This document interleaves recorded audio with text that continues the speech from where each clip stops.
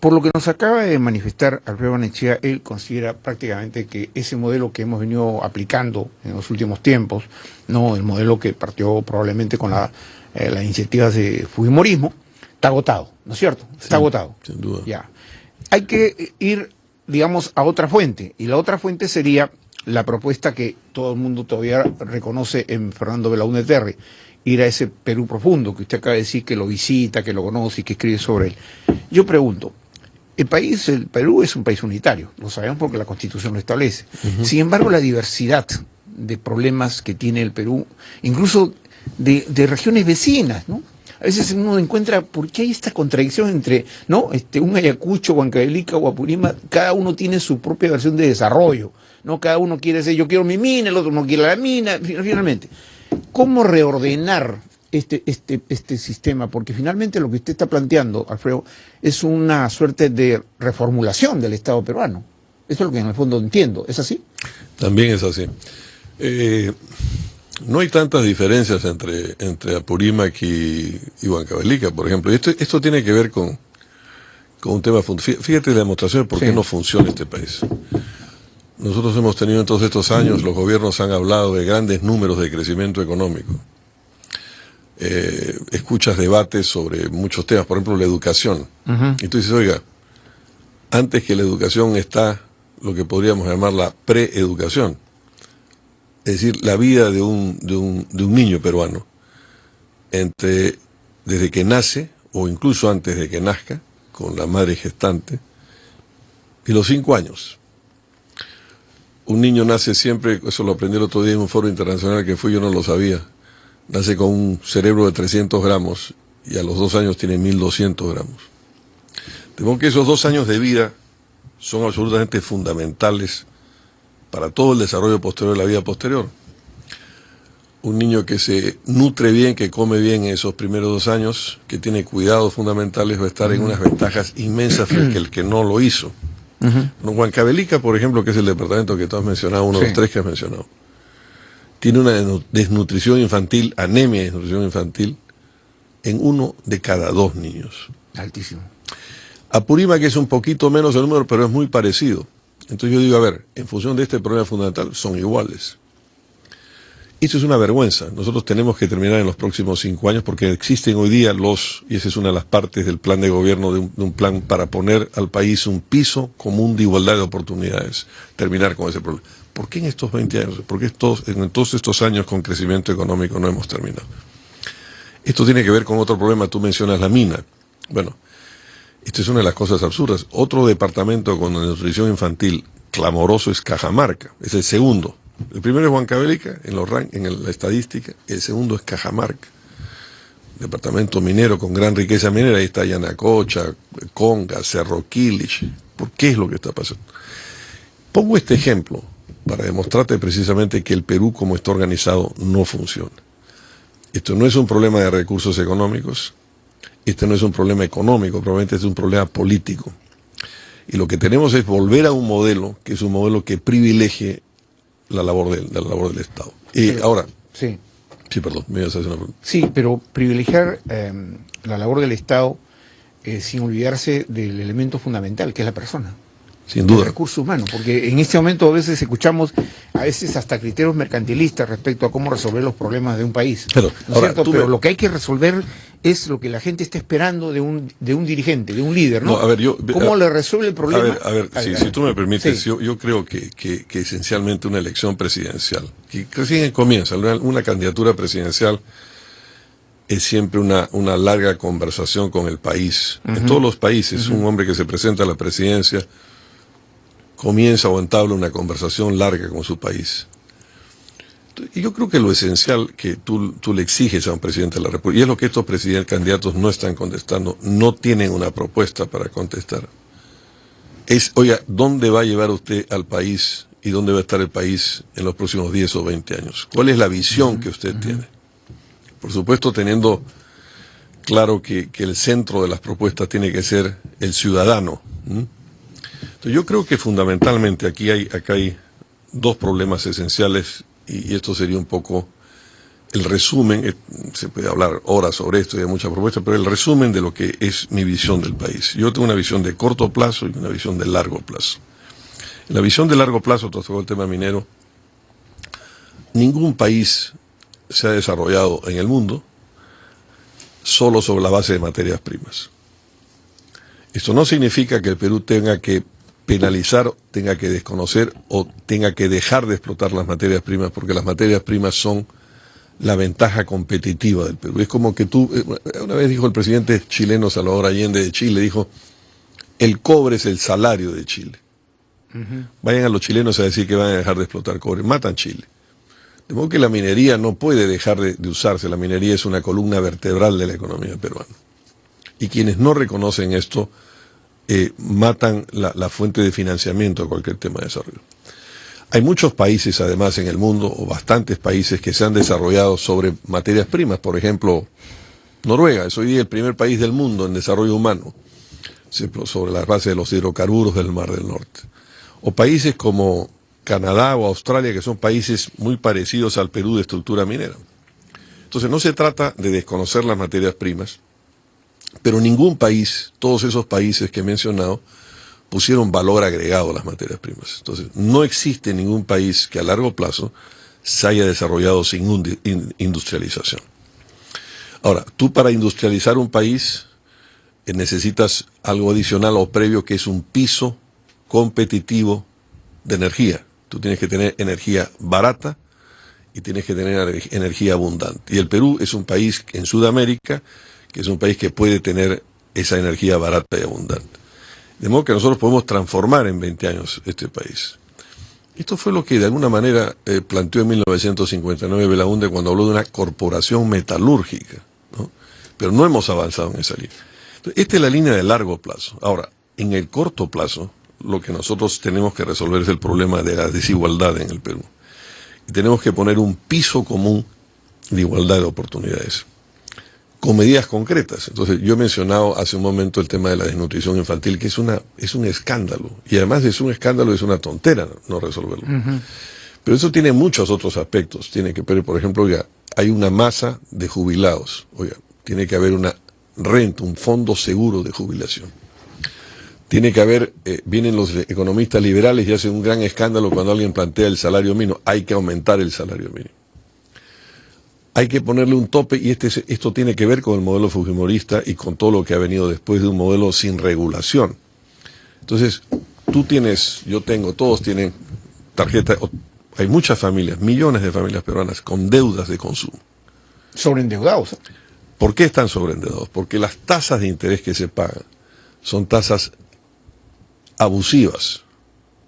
Es decir, cuando tú tienes un interés, además las tasas de consumo están muy por encima del 100%, pero ponte que fuera solo 100%. Si tú tienes 100% de intereses al año, quiere decir que durante un año pagas todo, pagas 100%, y has pagado solamente los intereses, la deuda sigue siendo la misma. Entonces, no pueden, hay que ponerle un tope a esos intereses abusivos o crear, a través de los mecanismos de instrumentos del Estado, la competencia para reducir esas tasas. Eso también hace. Bueno, y hay muchas otras cosas más que pueden hacer. Ahora. Lo que pasa es que en los minutos que yo tengo, que son 30, abordar toda la problemática del Perú es absolutamente insuficiente. Entonces habrá otra oportunidad para seguir ampliando. Pero vamos a algunas preguntas cortitas que tengo, porque es importante saber. Por supuesto, yo encantado de hacer las respuestas cortas a las que quieras, pero esta es la razón por la que yo quiero ser presidente. Correcto, entonces ya quedó claro. Ya sabemos ahora entonces cuál es la motivación que tiene Alfredo Hornechea para postularse justamente a gobernar este país. Ahora bien, evidentemente que en nuestro país hay una serie de conflictos sociales, ¿no? Y parten justamente del tema de las extracciones mineras y todo lo demás. En la eventualidad que Alfredo Hornechea llegue al poder, vamos a ponernos en ese escenario, ¿cómo resolvería esta suerte de resistencia popular o, si se quiere, regional, qué sé yo, a la ejecución de proyectos mineros que justamente Alfredo Hornechea ha dicho, se requieren esos recursos. Yo te voy a poner un ejemplo. Para poder desarrollar otros proyectos. ¿Cómo sería? Bueno, a ver. Es que acá no hay Estado tú me hablas de protestas con la minería fundamentalmente. Entonces resulta que un Ministerio de Energía y Minas, acá hay muchos, el Estado no funciona por muchas razones. Por ejemplo, están enquistados en el Ministerio de Economía una pseudo-tecnocracia, que es la que decide qué se hace y qué no se hace en el Perú, sin criterio, y no hay encima un criterio político. ¿Y eso es hace mucho tiempo? Y eso es desde el fujimorismo. Por eso es que es una continuación de esto. Un fujimorismo que hizo cosas buenas seguramente, porque no hay nada blanco o negro en la historia de los países, pero que es un modelo que también fue las esterilizaciones forzadas, fue la entrega del poder político a los militares, fue el contubernio con el narcotráfico, los servicios de inteligencia, fue la compra de los medios de comunicación, fue la subordinación y la corrupción del poder judicial, etcétera. Luego aparece un Ministerio de Energía y Minas en la que las comunidades no confían, porque creen que representa, y probablemente con razón, a los intereses de las compañías mineras.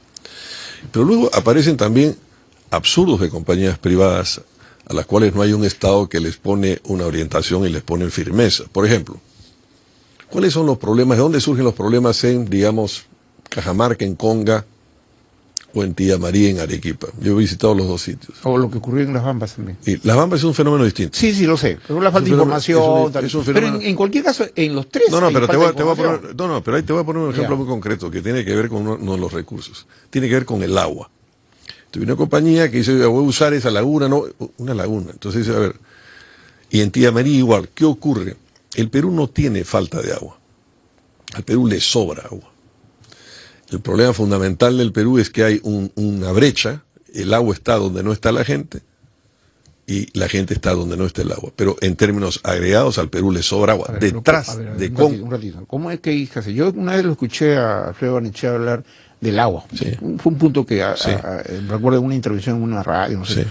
Y ahora me viene a la memoria. En este momento hay lugares en el Perú que el agua se ha convertido en un elemento...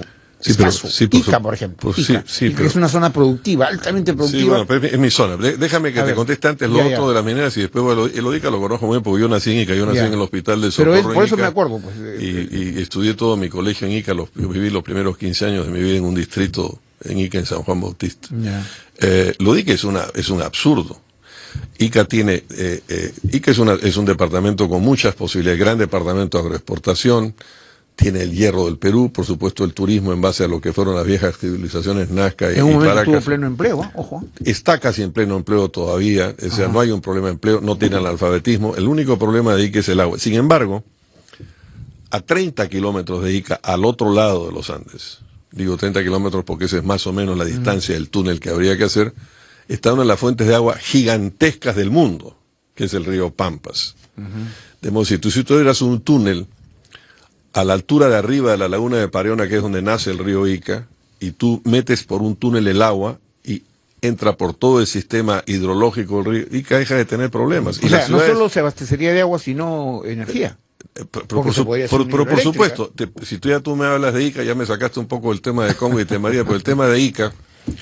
Pero es que Ica es emblemático. Por supuesto, en el sur de Ica, no, además me encanta la pregunta, como comprender, en el sur de Ica, en lo que es la unión de Nazca con Carabelí, que es Arequipa, hay 218.115 hectáreas de magnífica tierra, o que puede ser de magnífica tierra, con un clima que no tiene casi ningún país del mundo, que permite, por tanto, productividades agrícolas que triplican, cuadriplican las de Chile, y que podrían utilizarse para agricultura. Y muy cerca atrás, en aguas que por un lado son de Huancavelica, pero que terminan viniendo por Lucanas, por la provincia de San Juan de Lucanas en Ayacucho. Si tú haces 2 reservas ahí y las conectas otra vez por un túnel trasandino que vuelve a tener muy poca dimensión, y las metes por el río Baja y llega a Nazca, tú inundas esas 218.000. Y no solamente, y con eso completo lo que tú me dices, no solamente pones agua, creas 5 valles de Ica actuales. El valle de Ica, entre Ica y Villacurí, son unas 50.000 hectáreas, 36, 38 el Valle de Ica y unos 16, 18.000 en Villacurí, digamos, grosso modo 50.000.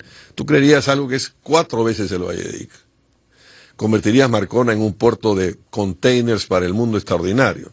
Pero además, como dices tú, en las caídas eléctricas podrías producir 800 megawatts de electricidad. 800 megawatts de electricidad es como un 15% más, 13, 14% más de la capacidad instalada total del Perú hoy día.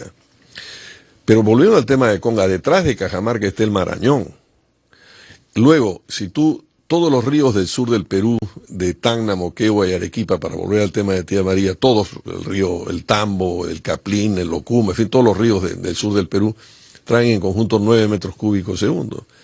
Pero todos los días se evaporan del Titicaca una cantidad mucho mayor de metros cúbicos que le pertenecen también al Perú y que Bolivia ha firmado como Perú un acuerdo para que pueda usarse para Perú una parte de ellos. De modo que tú podrías traer, ¿por qué la empresa minera, en lugar de querer usar el río del Tío de Tambo y perjudicar a los agricultores del Tambo, no hizo proyectos de este tipo? ¿Por qué la empresa Newmont o Yanacocha, Newmont es la accionista principal de Yanacocha, no hizo algo más global, macro e inteligente sobre el tema del agua en Cajamarca cuando el agua sobra? Estas son las cosas que se pueden hacer. Y si esto ocurre, y si además, y con esto termino, no le entregamos a una enorme cantidad, voy a usar una palabra muy dura que me dicen mis asesores que no debo usar, pero es la verdad, de cleptocracias, de mafias que se han organizado para robar el presupuesto público regional en muchísimas regiones. Ancash es un caso clamoroso, fue un caso clamoroso de esto, sino que usamos esos recursos para que lleguen realmente a la gente no solamente no va a estar en contra de los recursos naturales, sino va a estar a favor de los recursos naturales. Correcto. Ahora bien. Y gracias por la pregunta sobre Ica. No, tenía referencia sobre eso, pero digamos, la agenda política que lamentablemente no se está discutiendo, o sea, la agenda económica, social y política que los candidatos visibles como Alan García, Alejandro Toledo y Keiko y todo, no la están discutiendo, no se la han puesto. La gente está esperando, la gente, el pueblo, la opinión pública, el electorado potencial está esperando que, oye, lo que acaba de decir Alfredo Nechea, mi visión, dice él, es de un mediano y largo plazo. O sea, pensar no en el día a día como hemos venido en los últimos tiempos. En el Perú se ha gobernado día a día y nunca se ha dicho, señores, de acá a 20 años o a 25 años, este es el Perú con una diversificación productiva, con valor agregado. Esto no se ha discutido realmente. Entonces acá vamos al plan directamente en la cuestión económica. ¿Cómo reactivar la economía? ¿Cómo reactivar en estas circunstancias, con este fenómeno que tenemos a nivel mundial que nos perjudica de alguna u otra manera el cierre de mercados, la violencia y todo lo demás que estamos observando? Y que puede afectar sensiblemente la economía de exportación de nuestro país, como ya está ocurriendo. Hay una caída de las exportaciones. ¿Cómo Alfredo Nechea piensa en su visión de reconstruir el Perú, de una reconstrucción con reformas estructurales, cómo haría para reactivar económicamente? El primer comentario que quiero hacerte sobre esa pregunta tan importante e interesante es la siguiente. Cuando yo estuve trabajando en el Banco Interamericano de Desarrollo, estimulé que hiciéramos un estudio sobre el impacto de China. Y se hizo un estudio por economistas muy importante, que ha sido ratificado por todos los otros estudios que se han hecho, que establecía una relación que a cada punto de crecimiento de China correspondían 0.6%, 0.7 más 0.6% de crecimiento de los países de Sudamérica. El caso de México y de América Central eran distintos porque estaban más pegados a la locomotora americana. ¿Qué significaba esto? Oiga, si China crece a 10, usted puede crecer a 6. ¿Cuánto creció el Perú en los gobiernos que dicen? 6%. Si China se cae a 7, usted baja a 4. De modo que esa es la relación. ¿Esto qué quiere decir? Que los gobiernos de Toledo, de García y de Humala Humala se han encontrado las vacas flacas ya, no le pusieron valor agregado al Perú.